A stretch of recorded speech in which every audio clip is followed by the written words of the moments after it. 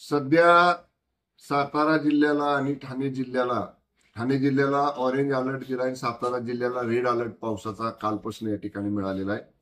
या पार्श्वभूमीवरती सकाळी लवकरच मी जिल्हाधिकारी कार्यालयामध्ये साताऱ्याची प्रत्यक्ष सगळी आढावा बैठक आणि सगळ्या सूचना दिल्या. सर्व प्रांत अधिकारी, सर्व DYSP, सर्व कार्यकारी अभियंता ऑनलाईन VC वरती जॉईन होते. जिल्हाधिकारी, जिल्हा पोलीस अधीक्षक, जिल्हा मुख्य कार्यकारी अधिकारी, हे सगळे प्रमुख अधीक्षक अभियंता जलसंपदा हे सगळे माझ्याबरोबर या ठिकाणी उपस्थित होते. आम्ही पूर्ण सगळी खबरदारी जिल्ह्यामध्ये घेतलेली आहे. सर्व यंत्रणा, महसूल यंत्रणा फील्डवरती आहे, आमची पोलीस यंत्रणा फील्डवरती आहे, आरोग्य यंत्रणेला आम्ही सतर्क ठेवलेला आहे. आरोग्य यंत्रणेच्या बाबतीत सर्व प्राथमिक आरोग्य केंद्रांच्या मध्ये पुरेसा औषध साठा उपलब्ध आपण करून दिलेला आहे. वैद्यकीय अधिकारी रात्रीच्या वेळी कंपल्सरी, दिवसा तर राहतीलच पण रात्रीच्या वेळी सुद्धा कंपल्सरी प्राथमिक आरोग्य केंद्रामध्ये राहतील अशा पद्धतीचे आदेश सुद्धा या ठिकाणी मी जिल्हा प्रशासनाला या ठिकाणी दिलेले आहेत.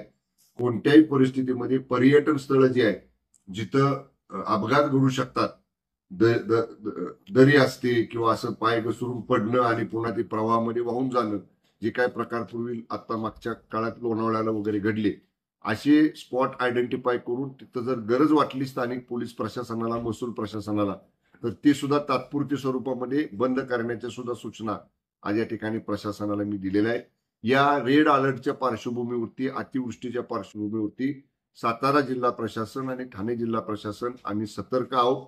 कुठल्याही परिस्थितीचा सामना करण्याची आमची तयारी आम्ही या ठिकाणी प्रशासनाची ठेवलेली आहे.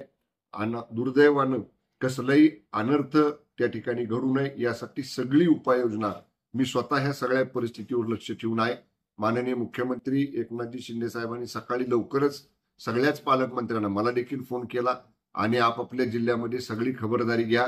तातडीनं काही जिल्हा नियोजन मधनं अशा परिस्थिती हाताळण्यासाठी निधी खर्च करावा लागला तर तो तातडीनं पालकमंत्र्यांनी करा, अशा सुद्धा आदेश माननीय मुख्यमंत्र्यांनी दिलेले आहेत.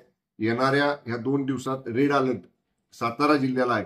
मी जिल्हाधिकाऱ्यांना आज सांगितलेलं आहे की तशी जर पावसाची परिस्थिती वाटली, उद्या शाळा जर काही पावसाळी भागातल्या, म्हणजे कुठल्या डोंगरी भाग जे आहेत, जे पूर्ण पाऊस, महाबळेश्वर असेल, जावली असेल, पाटण असेल, जिथं अति जास्त पाऊस असतो, अशा दुर्गम भागातल्या शाळा सुद्धा जर गरज वाटली तर त्या परिस्थितीनुसार त्यांना सुट्टी देण्याचा सुद्धा निर्णय जिल्हाधिकाऱ्यांनी घ्यावा, अशा सुद्धा सूचना मी जिल्हाधिकाऱ्यांना दिलेल्या आहेत.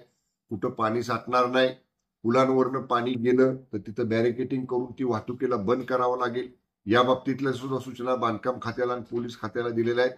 सगळी परिस्थिती नियंत्रणात ठेवण्यासाठी आम्ही 24/7 सगळेजण अलर्ट आहोत आणि जिल्हावासियांना या परिस्थितीत कुठलीही गैरसोयीला सामना करावा लागणार नाही असं नियोजन दोन्ही जिल्ह्यांमध्ये आम्ही केलेलं आहे.